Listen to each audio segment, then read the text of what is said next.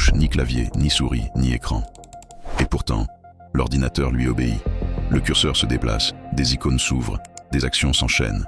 Tout cela se produit uniquement grâce à son cerveau. Ce n'est pas un film de science-fiction, ni une simulation. Ce que vous voyez existe réellement aujourd'hui. Et ce qui est encore plus impressionnant, c'est que cette technologie progresse à une vitesse que très peu de gens réalisent vraiment. Dans cette vidéo, vous allez découvrir comment certains humains peuvent déjà contrôler des machines par la pensée, comment ces technologies fonctionnent réellement, et surtout pourquoi elles pourraient transformer profondément notre quotidien dans les prochaines années. Depuis plusieurs années, des chercheurs travaillent sur ce que l'on appelle des interfaces cerveau-machine. Leur objectif est de capter l'activité électrique du cerveau, puis de la traduire en commande compréhensible par un ordinateur ou un appareil. Cela peut sembler extrêmement complexe, mais le principe est finalement assez simple. Notre cerveau envoie en permanence des signaux électriques, et ces signaux peuvent être mesurés, interprétés et transformés en action. Chaque fois que vous imaginez un mouvement, même sans le réaliser physiquement, votre cerveau produit une activité spécifique. Les chercheurs ont appris à reconnaître certains de ces signaux et à les associer à des actions.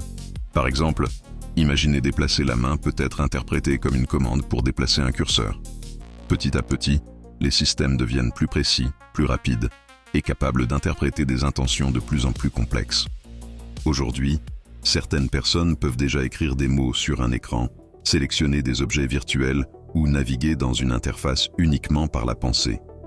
Pour des personnes paralysées, cette technologie représente déjà une avancée immense. Elle permet de retrouver une forme d'autonomie, de communiquer et d'interagir avec le monde numérique sans utiliser leurs mains. Mais les applications ne s'arrêtent pas aux écrans. Dans certains laboratoires, des patients ont réussi à contrôler des bras robotisés avec leur esprit.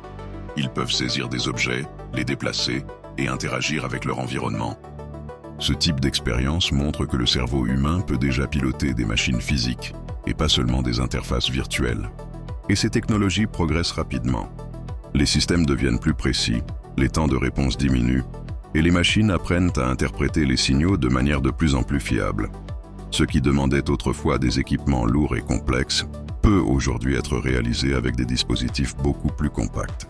Certaines entreprises travaillent déjà sur des implants minuscules capables de communiquer directement avec le cerveau.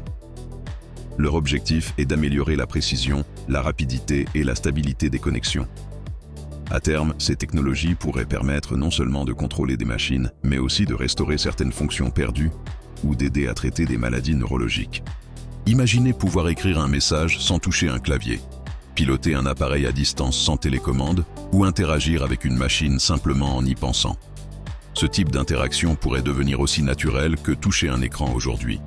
Les interfaces cerveau-machine pourraient changer la manière dont nous utilisons la technologie au quotidien. Dans un premier temps, ces technologies continueront probablement à être utilisées dans le domaine médical.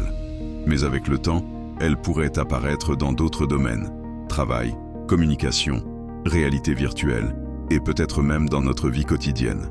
Comme beaucoup d'innovations, ce qui commence dans les laboratoires finit souvent par devenir accessible au grand public.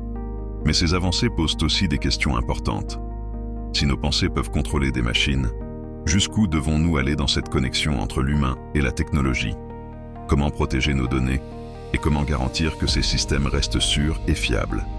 Ces questions deviennent de plus en plus importantes à mesure que la technologie progresse. Une chose est certaine, la frontière entre le cerveau humain et les machines commence déjà à disparaître. Ce qui semblait impossible il y a quelques décennies est aujourd'hui une réalité. Et si ces technologies continuent de progresser au rythme actuel, il est possible que dans un futur pas si lointain, contrôler des machines par la pensée devienne quelque chose de normal.